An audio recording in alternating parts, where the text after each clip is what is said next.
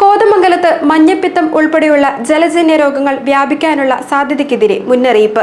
കഴിഞ്ഞ ദിവസങ്ങളിൽ ഏതാനും പേർ ആശുപത്രികളിൽ ചികിത്സ തേടിയിരുന്നു. മുനിസിപ്പാലിറ്റിയും താലൂക്ക് ആശുപത്രിയും ബോധവത്കരണ പ്രവർത്തനങ്ങളും നടത്തുന്നുണ്ട്.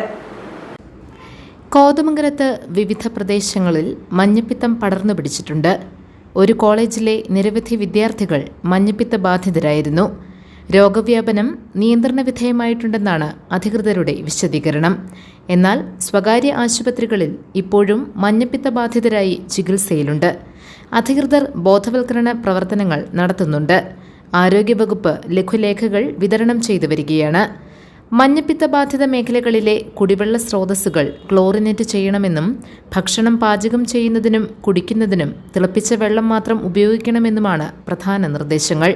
ഫിൽട്ടർ ചെയ്ത വെള്ളം ഉപയോഗിക്കുന്നത് പ്രയോജനപ്രദമല്ലെന്നും രോഗകാരണമായ വൈറസ് നശിക്കണമെങ്കിൽ വെള്ളം തിളപ്പിക്കുക തന്നെ വേണമെന്നും അധികൃതർ മുന്നറിയിപ്പ് നൽകുന്നു.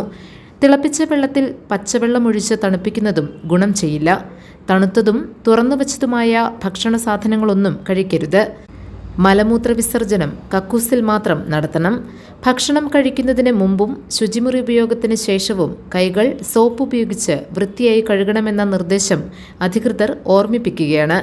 അശാസ്ത്രീയ ചികിത്സാ രീതികൾ സ്വീകരിക്കുന്നതിനെതിരെയും ആരോഗ്യവകുപ്പ് മുന്നറിയിപ്പ് നൽകുന്നുണ്ട്. GTV news, Kothamangalam.